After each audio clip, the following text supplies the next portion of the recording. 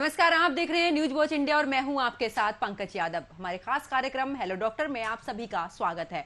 हम अपने कार्यक्रम के माध्यम से आपको बीमारियों के बारे में बताते हैं और आज हम आपको बताएंगे शरीर पर होने वाले सफेद दाग, जिन्हें हम विटिलिगो भी कहते हैं। ये बीमारी क्यों होती है और इसका समाधान क्या है, इसको लेकर डॉक्टर से भी परामर्श लेंगे, लेकिन उससे पहले हमारी रिपोर्ट देखिए।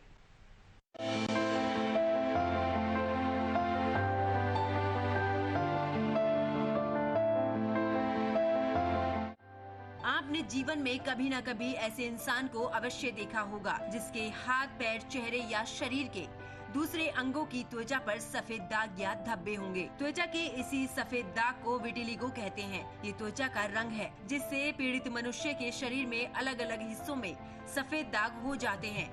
शुरुआत में सफेद दाग मरीज के चेहरे, होठ, हाथ, पांव और कोहनी आदि में छोटे छोटे सफेद धब्बे के रूप में पनपते हैं। उसके बाद धीरे धीरे ये छोटे धब्बे आपस में मिलकर एक बड़ा दाग या धब्बे का रूप ले लेता है। सफेद दाग यानी विटिलिगो का प्रकार उसके रंग और आकार पर निर्भर करता है। यूनिवर्सल विटिलिगो, इस प्रकार का सफेद दाग त्वचा के लगभग सभी हिस्सों को प्रभावित करता है। सेगमेंटल विटिलिगो, ये शरीर के किसी एक खास हिस्से में होता है। अधिकतर मामलों में ये 1-2 साल तक बढ़ता है, उसके बाद ये अपने आप ही रुक जाता है। सामान्यकृत विटिलिगो, ये सबसे सामान्य प्रकार का सफेद दाग है। ये शरीर के किसी भी हिस्से में हो सकता है। ये कभी भी विकसित हो सकता है या फिर रुक भी सकता है। फोकल विटिलिगो, इस प्रकार के सफेद दाग का आकार छोटा होता है और ये शरीर के कुछ खास हिस्सों में होता है। एक्रोफेसियल विटिलिगो, इस प्रकार का सफेद दाग केवल चेहरे, हाथों और कभी कभी पैरों में होता है। अब हम आपको बताते हैं कि सफेद दाग क्यों होते हैं। दरअसल मेलेनोसाइट्स नामक कोशिकाएं त्वचा को प्राकृतिक रूप प्रदान करती हैं, लेकिन जब किसी कारणों से ये कोशिकाएं नष्ट होने लगती हैं और अपना काम करना बंद कर देती हैं, तो त्वचा का रंग बदलने लगता है। त्वचा पर सफेद धब्बे दिखाई देने लगते हैं। अभी तक इस बात का पता नहीं लगाया जा सका है कि मेलेनोसाइट्स कोशिकाएं क्यों नष्ट होती हैं। आमतौर पर इसे कुछ संभावित कारणों से जोड़ा जाता है। सफेद दाग होने के कारण परिवार में पहले से किसी को ये बीमारी होना, वह प्रशिक्षित रोग जैसे कि टाइप 1 डायबिटीज और थायराइड होना, त्वचा को अधिक तनाव, धूप या औद्योगिक केमिकल्स के संपर्क में लाना, ऐसा विकार होना जिससे रंग त्वचा का उत्पन्न करने वाली कोशिकाएं नष्ट हो जाती हैं। सफेद दाग का सबसे बड़ा लक्षण है मरीज के शरीर पर छोटे या बड़े सफेद दाग या धब्बे दिखाई देना। इसके अलावा कुछ बीमारी के पीड़ित मरीजों को प्रभावित क्षेत्रों में खुजली हो सकती है। शरीर के जिन हिस्सों में सफेद दाग होता है वहाँ खुजली होना आम बात है। आमतौर पर सफेद दाग से पीड़ित मरीज को किसी प्रकार की तकलीफ नहीं होती है, लेकिन शरीर पर सफेद दाग होने के कारण मरीज कुरूप या डरावना दिखाई देने लगता है, जिसके कारण मरीज तनावहीन भावना और अवसाद का शिकार हो सकता है। सफेद दाग के प्रारंभिक लक्षण, शरीर पर छोटे या बड़े सफेद दाग या धब्बे दिखाई देना, पीड़ित मरीज को प्रभावित क्षेत्र में खुजली होना। सफेद दाग का इलाज कई तरह से किया जाता है, लेकिन इसका इलाज काफी बातों पर निर्भर करता है, जिसमें मुख्य रूप से ये शामिल हैं। सफेद दाग का इलाज, सफेद दाग का प्रकार, सफेद दाग की संख्या और आकार, इलाज के लिए मरीज की प्राथमिकता। सभी उपचार हर मरीज के लिए उचित नहीं होता है, क्योंकि इसके साइड इफेक्ट्स का भी खतरा रहता है और यही कारण है कि डॉक्टर मरीज की उम्र, पहले से चल रही दवा, एलर्जी, सफेद दाग के प्रकार और संख्या को ध्यान में रखते हुए इलाज के प्रकार का चुनाव करते हैं। सफेद दाग के उपचार का असर दिखने में समय लग जाता है। सफेद दाग के इलाज, दवाएं, लाइट थेरेपी, पिगमेंटेशन,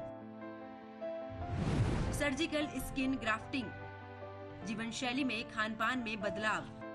आधिकारिक तौर पर अभी तक किसी खास विटिलिगो डाइट की लिस्ट निर्धारित नहीं हुई है, लेकिन आप कुछ ऐसे कदम उठा सकते हैं जिससे सफेद दाग में फायदा हो सकता है, जैसे कि पर्याप्त मात्रा में पानी पीना और स्वस्थ डाइट लेना।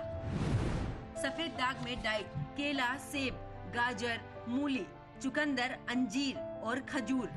सफेद दाग से पीड़ित मरीज के अनुसार निम्न वस्तुओं का सेवन नुकसानदायक साबित हो सकता है: शराब, ब्लूबेरीज, सिट्रस, कॉफी, दही, मछली, फलों का रस, करोंदा, अंगूर, अचार, लाल मांस, टमाटर, अनार, गेहूं के उत्पाद और रहीला। अगर सफेद दाग की समस्या को शुरुआती दौर में पकड़ना चाहते हैं तो हल्का सा दाग होने पर डॉक्टर के पास जरूर जाएं। लोग अक्सर इसे कैल्शियम या आयरन की कमी से पैदा हुई समस्या मानकर इग्नोर कर देते हैं, लेकिन ऐसा नहीं करना चाहिए। समय रहते डॉक्टर के पास जाएं और इलाज कराएं ताकि ये समस्या ज्यादा ना बढ़ पाए। Bureau report, news watch India.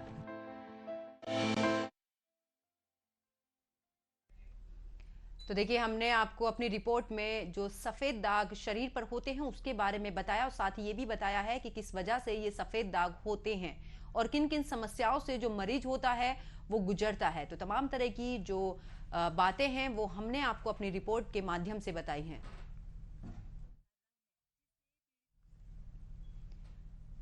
तो देखिए, जो सफेद दाग होते हैं तो उसमें किस तरह की डाइट हमें लेनी चाहिए, उन तमाम जो बातें हैं वो हमने आपको अपनी रिपोर्ट के माध्यम से बताई हैं। तो हमने आपको अपनी रिपोर्ट में सफेद दाग में होने वाली परेशानियों के बारे में बताया। तो वही समस्या को कैसे दूर करें, इसको लेकर हमारे साथ इस कार्यक्रम में जुड़े हैं डॉक्टर अनमोल और डॉक्टर आशीष चंद्रा। आप दोनों का बहुत बहुत स्वागत है न्यूज वॉच इंडिया पर। पहला सवाल डॉक्टर अनमोल मैं आपसे ही करूंगी कि देखिए, जो सफेद दाग होते हैं आखिरकार इसकी वजह क्या है और ये बीमारी क्या कहलाती है?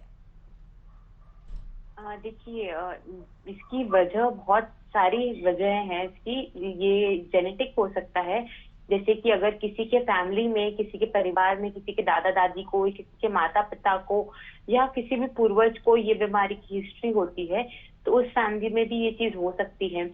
और जैसे कहते हैं कि हेरिडिटरी हो सकता है, जेनेटिक और हेरिडिटरी का आपस में सेम ही कहा जाता है।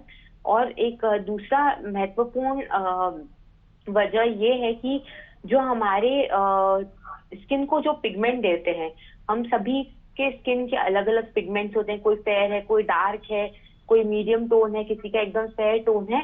तो ये सब चीजें हमारे स्किन में प्रेजेंट मेलानिन के वजह से होती है। मेलानिन का काम होता है त्वचा को रंग देना। किसी के त्वचा, जैसे मैंने आपको कलर रेंज बताया, इस तरीके के रेंज होते हैं। चाहे आप हमारे देश में देख लीजिए, विदेश में देख लीजिए, सबकी कलर डिफरेंट होता है। तो जहाँ मेलानिन की स्किन में जो मेलानिन ट्रांसमिट होता है, एक सेल से दूसरे सेल तक जाता है स्किन की, अगर वो प्रोसेस में दिक्कत होती है या अगर पर्टिकुलर एरिया के स्किन के मेलानिन सेल्स डेड हो जाते हैं या कलर बनाने में सक्षम नहीं होते हैं या मेलानिन डेफिशिएंसी होती है, यही सब कारणों की वजह से उस एरिया की स्किन वाइट हो जाती है जहां कोई पिगमेंट नहीं होता है। ना स्किन लाइट होती है, ना मीडियम होती है, ना डार्क होती है, वो नॉर्मल स्किन जैसी नहीं होती है। तो इसे हिंदी में हम सफेद दाग बोलते हैं और अंग्रेजी में हम विटिलिगो कहते हैं। तो इस बीमारी का ऐसा है। डॉक्टर आशीष चंद्रा, देखिए जिस तरीके से अभी डॉक्टर अनमोल भी बता रही थी कि किस तरीके से बीमारी होती है, यहाँ पर सबसे अहम सवाल ये भी आता है कि देखिए, क्या ये इतनी खतरनाक बीमारी हो सकती है जिससे कि स्किन कैंसर की दिक्कत सामने आ सकती है? जी मैम, जैसा आपने बताया, स्किन कैंसर की जहाँ तक बात करूँ मैं, तो अगर इससे बहुत ज्यादा, क्योंकि मेलानिन का पिगमेंट जो है जाती है इसमें, जिस वजह से हमारा पिगमेंटेशन यानी कि चमड़ी का रंग जो है, ये रंग जो है या तो सफेद हो जाता है, और ये ज्यादातर जो है, जो जिनका रंग डार्क होता है उनमें ज्यादा ये देखने को मिलता है, या फिर गोरे लोगों में भी दिखता है। लेकिन जिनका कलर का पिगमेंटेशन, जैसे कोई ज्यादा सांवले लोग हैं, तो उनमें ये ज्यादा विजिबली एविडेंट होता है। और जहां तक आपने बात करी कैंसर की, तो कैंसर बिल्कुल इसमें हो सकता है, क्योंकि अगर जैसे कि इसमें लोग जो है ट्रीटमेंट के लिए बहुत तरह तरह की मेडिसिन या बहुत सारी एलर्जिक मेडिसिन जो यूज करते हैं लोग, अगर बिना सलाह के, जैसे कि कुछ भी देख के लोग यूज करना स्टार्ट कर देते हैं। जैसा कि हमारे गाँव में हम देखते हैं कि लोग कुछ भी देखते हैं और किसी बाबा ने कुछ भी बता दिया तो वो कुछ भी लगाना या प्रयोग करना, उस स्किन पे यूज करना स्टार्ट कर देते हैं। तो ऐसे सिनेरियो में क्या होता है कि हमें नहीं पता है कि हमें किस चीज से एलर्जी हो रही है, या वो जो दवाई हम ले रहे हैं बिना डॉक्टर से परामर्श के, उसका क्या नुकसान हो रहा है हमारी स्किन पे। तो इससे जो है, हमें अगर लंबे समय तक किसी भी गलत दवाइयों का उपयोग किया जाए या गलत ट्रीटमेंट का उपयोग किया जाए, तो उससे जो है ये कैंसर में, स्किन कैंसर में बदल सकता है। बिल्कुल। डॉक्टर अनमोल, देखिए जिस तरीके से अभी डॉक्टर आशीष भी बोल रहे थे कि जिनका डार्क कलर होता है उनको ये दिक्कत ज्यादा होती है, आखिरकार क्या वजह है? क्योंकि जिनका कलर फेयर है उनको कम दिक्कतें होती है और जिनका कलर थोड़ा डाउन होता है उनको ये दिक्कत सामने आती है। देखिए, जैसे जो डार्क स्किन वाले लोग होते हैं उनमें क्या होता है, उनका स्किन का डार्कनेस का रीजन उनका मेलानिन, बॉडी का मेलानिन सिक्रीशन होता है। जिस इंसान में मेलानिन की मात्रा ज्यादा होती है उसका कलर थोड़ा सा डार्क होता है, जिसमें मेलानिन की मात्रा कम होती है उसका कलर फेयर होता है। अक्सर जो लोग डार्क स्किन टोन वाले होते हैं वो अगर ट्रीटमेंट करवाने आते हैं फेयर स्किन के लिए, तो उन्हें जो इंजेक्शन या जो आईवी ड्रग या जो टैबलेट्स के फॉर्म में दिया जाता है वो मेलानिन इनहिबिटर दिया जाता है, जिसका मतलब ये होता है कि उस पर्टिकुलर इंजेक्शन से या उस पर्टिकुलर दवाई से उनकी बॉडी में जो मेलानिन की मात्रा है उसको घटाने की कोशिश की जाती है, जिससे कि उनका रंग नॉर्मल हो जाए। तो इन ऐसे लोगों में क्या होता है कि उनके बॉडी में पहले मेलानिन की मात्रा ज्यादा होती है, तो उससे वो बॉडी के कुछ रीजन्स में वो मेलानिन ट्रांसपोर्ट नहीं होता है या वो सेल्स डेड हो जाते हैं। तो उनके कुछ बॉडी के हिस्सों में हमें सफेद दाग जैसे चीजें देखने को मिलती है, नजर आती है। बिल्कुल डॉक्टर अनमोल, अगर हम कैटेगरी की बात करें तो इस बीमारी में क्या अलग अलग कैटेगरी होती हैं? हाँ जी, जैसे आपने अपने ये वीडियो के माध्यम से दर्शकों को दिखाया है कि स्टार्टिंग में जब इनिशियल स्टेज होता है इस बीमारी का, तो मैं पहले तो मैं इसे बीमारी नहीं कहना चाहूंगी, क्योंकि ये कोई एक मेजर गंभीर बीमारी नहीं है। इसे हमें एक अलग वे में समझना होगा कि अगर स्किन में ये है कि जब फेयर हो सकता है इंसान, जब मीडियम फेयर हो सकता है, जब डार्क हो सकता है, तो वैसे ही एक इंसान के कुछ हिस्सों में कलर नहीं बन पा रहा है स्किन का, इसीलिए वो हिस्सा सफेद है।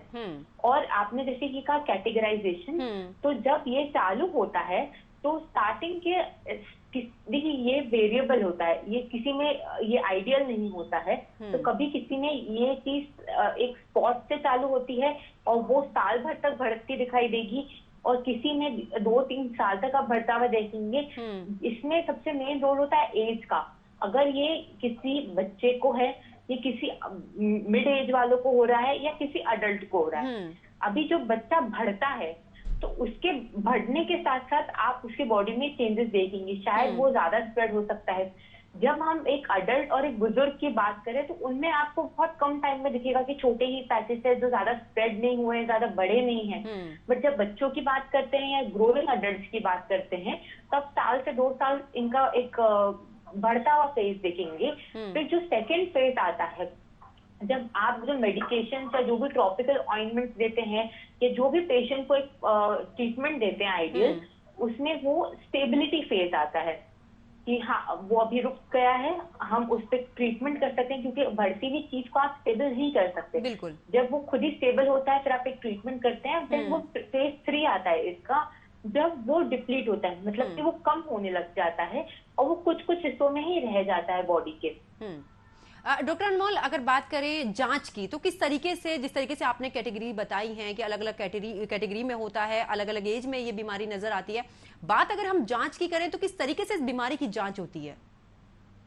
देखिए, हमें इसका लोगों को पता नहीं चलता है। लोगों को लगता है कि कोई स्किन एलर्जी हुई है या किसी टाइप का बॉडी में रिएक्शन हुआ है, या लोग इसको अक्सर स्टार्टिंग स्टेज में अवॉइड करते हैं, क्योंकि स्टार्टिंग में ये इतना वाइट नहीं दिखता है। एक छोटा सा धब्बा जो कि मेरे नाखून बराबर भी नहीं होगा, वो स्टार्टिंग में इनिशिएट होता है और लोगों को लगता है कि कुछ छिल गया होगा, कुछ लग गया होगा, कुछ, मतलब लोग उसको डिफरेंशिएट नहीं कर पाते।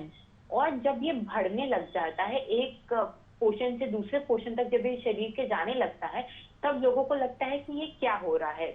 लोगों को तभी भी आइडेंटिफाई नहीं हो पाता है, तो वो डॉक्टर से कंसल्ट करते हैं। और डॉक्टर्स भी इसको अलग अलग तरह की चीज, बहुत सारी स्किन बीमारियां होती है, बहुत सारे स्किन लीजन्स होते हैं, उसको एक अलग वे में कैटेगराइज करते हैं। इसका कोई एक आइडियल टेस्ट नहीं बना हुआ है इसमें, और ना ही कोई ब्लड टेस्ट होता है या कुछ इस प्रकार के कोई टेस्ट नहीं होते हैं। ये अक्सर एक ऑटो इम्यून डिजीज के कैटेगरी में आता है। ऑटो इम्यून का ये मतलब है कि हमारे शरीर की जो क्षमता है, हमारा शरीर हर एक तरह के सेल्स को डेवलप करता है, चाहे वो ग्रोइंग सेल्स हो, ग्रोथ फैक्टर्स हो, या किसी बीमारी को लड़ने की क्षमता हो, या हमारे जो ब्लड में जो भी सेल्स है उसको हमारा बॉडी ग्रो करती है।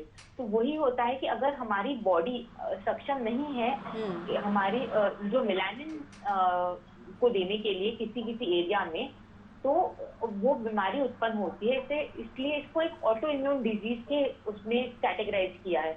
अगर किसी को किसी ऑटो इम्यून चीजों से, जैसे कि कोई ऑर्गन से संबंधित बीमारियां हो रही है या कुछ और चीजें इस वजह से हो रही है, तो आप एक डायग्नोस कर सकते हैं कि हाँ ये विटिलिगो है, या उससे एक डायग्नोसिस बन सकती है। और जो पहली डायग्नोसिस मैंने कहा कि जो स्किन को देखते हुए बन सकती है, और एक दूसरी डायग्नोसिस जो आपके ऑर्गन से रिलेटेड, अगर आपको कुछ बीमारी है या कुछ भी, जैसे आपको अगर डायबिटीज हो रही है या थायराइड से रिलेटेड प्रॉब्लम्स है या कोई भी ऑर्गन से रिलेटेड संबंधित से कुछ प्रॉब्लम है, तो तब आप इसको कैटेगराइज कर सकते हैं कि हाँ, क्योंकि ऑटो इम्यून डिजीज इसका आपस में लेना देना होता है। बिल्कुल। डॉक्टर आशीष, देखिए जिस तरीके से बीमारी सामने आ रही, तो कहीं ना कहीं लोगों में ना इसको लेकर अवेयर भी वो नहीं है। जैसे कुछ लोगों का कहना होता है कि हम जिस तरीके से नॉनवेज खाते हैं उसके बाद में हम मिल्क पीते हैं, तो उससे भी इस तरीके की जो बीमारी है वो सामने आती है। तो कितना सच है इसमें? मैम मेडिकली अगर हम देखें तो ऐसा कोई तथ्य है नहीं कि जो है मांस जो खाते हैं लोग और दूध को पीते हैं, सेवन करते हैं, तो उनमें होता है। बशर्ते ये जरूर हो सकता है कि किसी एलर्जिक कंडीशन की वजह से उनमें ये चीजें हो सकती है। और जैसा कि हम जानते हैं कि ये बीमारी जो है एलर्जी की वजह से जनरली होती नहीं है। तो जैसा कि लोग कहते हैं कि मांस खाने से या फिर मांस के साथ दूध का सेवन करने से ये चीजें हो सकती है, तो मैं बिल्कुल इस चीजों को के लिए मनाही करूंगा कि ऐसा कुछ होता नहीं है।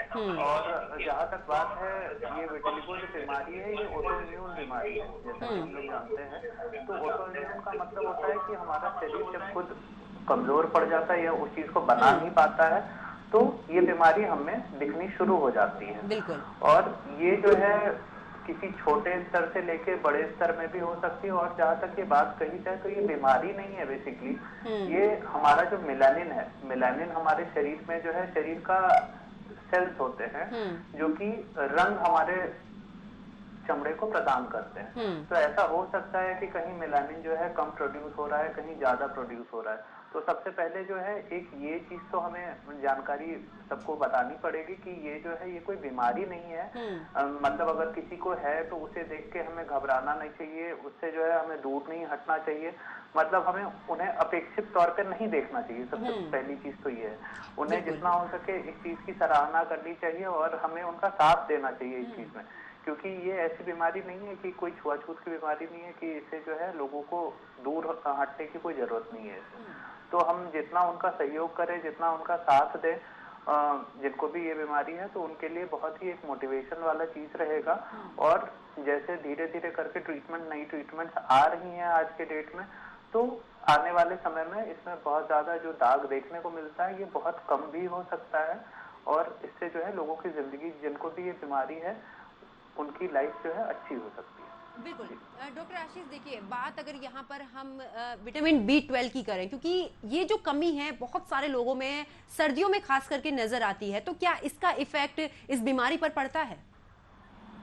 नहीं, बिल्कुल नहीं। जैसे कि आपने बताया विटामिन B12, तो विटामिन B12 जो है हमारे जो नॉनवेज नहीं खाते हैं जैसे उनको भी विटामिन B12 इजीली मिल जाता है, क्योंकि विटामिन B12 जो है सबसे रिच सोर्स में हमारे दही में उपलब्ध होता है। तो अगर कोई नॉनवेज नहीं भी खाते हैं और दही दूध का सेवन कर रहे हैं, तो उसमें भी जो है पर्याप्त मात्रा में विटामिन B12 मिलती रहती है। तो विटामिन B12 की डिफिशियंसी की वजह से ऐसी चीजें नहीं होती है। बिल्कुल। डॉक्टर अनमोल, देखिए जिस तरीके से अभी डॉक्टर आशीष भी बता रहे थे कि लोगों को इससे घबराने की जरूरत नहीं है, क्योंकि कहीं ना कहीं लोग इसे छुआछूत की बीमारी समझते हैं। जिन लोगों को ये बीमारी होती है उनके कम संपर्क में जाते हैं, तमाम तरह की जो परेशानियां हैं वो सामने वाले जो मरीज होता है उसको दिखाने की भी कोशिश करते हैं। तो इसको लेकर आप क्या कहेंगी? अवेयरनेस की जरूरत है। आजकल हर बीमारियों को लेके अवेयरनेस स्प्रेड हो चुका है कि इससे क्या हो सकता है, इससे क्या नहीं हो सकता है, या ये किस वजह से है। तो लोगों को ये समझना होगा ये नॉर्मल है। जैसे लोगों में जैसे हमारे स्किन कलर है वैसे ही वो एक स्किन कलर है, बस ये है कि उस इंसान के पर्टिकुलर पार्ट में मेलानिन की कमी से वो जो उसके नॉर्मल स्किन का कलर है वो नहीं आ पा रहा है। और इससे कोई भी आज तक इतनी शोध हुई है इस बीमारी पे, इतने टेस्ट हुए हुए, इतनी चीजें हुई भी है इस बीमारियों पे, पर आज तक कोई भी रिसर्च पेपर या कोई भी वैज्ञानिक ने ये नहीं कहा है कि ये छुआछूत की वजह से होता है या अगर आप किसी इंसान के कांटेक्ट में है जैसे ये बीमारी है तो आपको भी हो सकती है। तो ये बिल्कुल गलत है लोगों की सोच। और ये जो सोच है इस वजह से जिस इंसान ये पर्टिकुलर चीज से गुजर रहा है वो उसे मेंटली बहुत स्ट्रेस एंजाइटी को फेस करना पड़ता है। बिल्कुल। तो ये एक बहुत बड़ा इशू है क्योंकि वो उन्हें लगता है कि हम नॉर्मल नहीं है, हम सामने वाले जैसे नहीं है या हम ऐसे क्यों है, ये एक बहुत बड़ा क्वेश्चन है। बट ये हमें ये एक छोटी सी अवेयरनेस करनी होगी।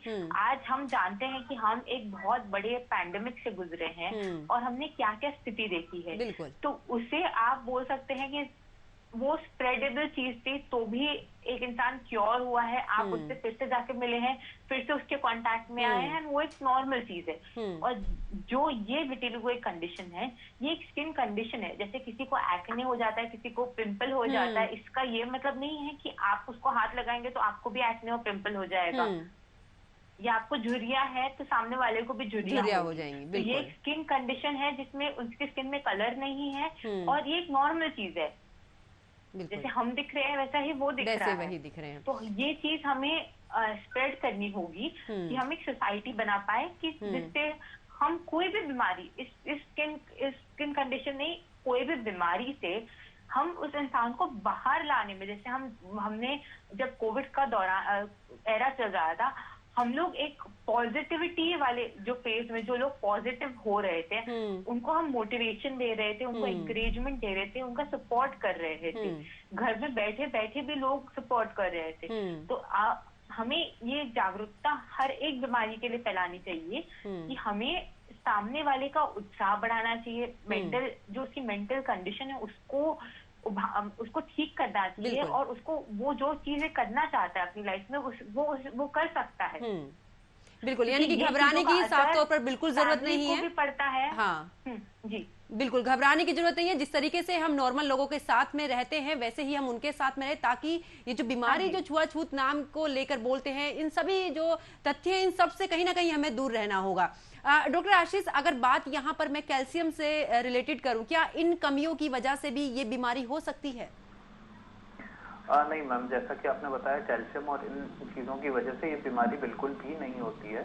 ये बेसिकली हमारा इम्यूनो डिफिशिएंसी की वजह से ही होती है। मतलब अगर पूर्वजों में है या इनहेरिटेड है, या अगर हमें हमारे सेल्स जो हैं, सेल्स के अगर प्रतिरोध में जो है हमारे सेल्स काम कर रहे हैं और उसको अगर नष्ट कर रहे हैं तो ही ऐसी चीजें हो सकती है। क्योंकि मेलानिन जो है वो एक पिगमेंट है, मतलब जो रंग हमारे शरीर को देता है वो पिगमेंट है, और इसको जो प्रोड्यूस करते हैं वो मेलानोसाइट प्रोड्यूस करते हैं। तो मेलानोसाइट जो होते हैं वो सेल होते हैं, अगर मैं सेलुलर लेवल की बात करूं तो, और मेलानोसाइट ही जो होते हैं वो इस चीज को प्रोडक्शन करते हैं जी। तो किसी भी चीज की वजह से जो है अगर उनका डिस्ट्रक्शन हो जाता है, अगर उस सेल का उस सेल लेयर का, तो जो है वो चीज जो है मेलानिन वो डिपोजिट नहीं कर पाता है चमड़े में, जिसकी वजह से जो है ये दाग धब्बे हमें देखने को मिलते हैं।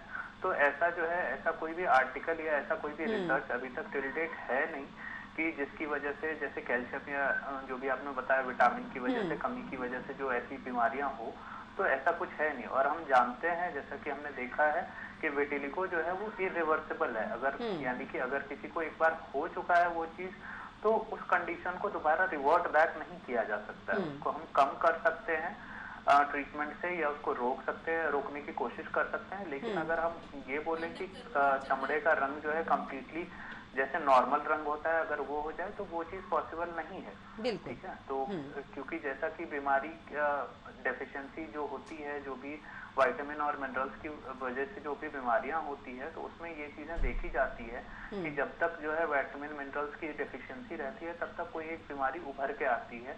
लेकिन जैसे ही उसको प्रचुर मात्रा में उन विटामिन और मिनरल्स दिए जाते हैं या मेडिकेशन से या फिर वो नेचुरल फॉर्म में लेते हैं, तो उससे जो है जो भी बीमारी उनको दूसरे कंडीशंस होते हैं वो रिवर्ट बैक हो जाते हैं। जैसे हमारे इंडिया में सबसे कॉमन है आयरन डेफिशिएंसी एनीमिया, क्योंकि हम सब लोग जानते हैं फीमेल्स में बहुत कॉमन है वो चीज।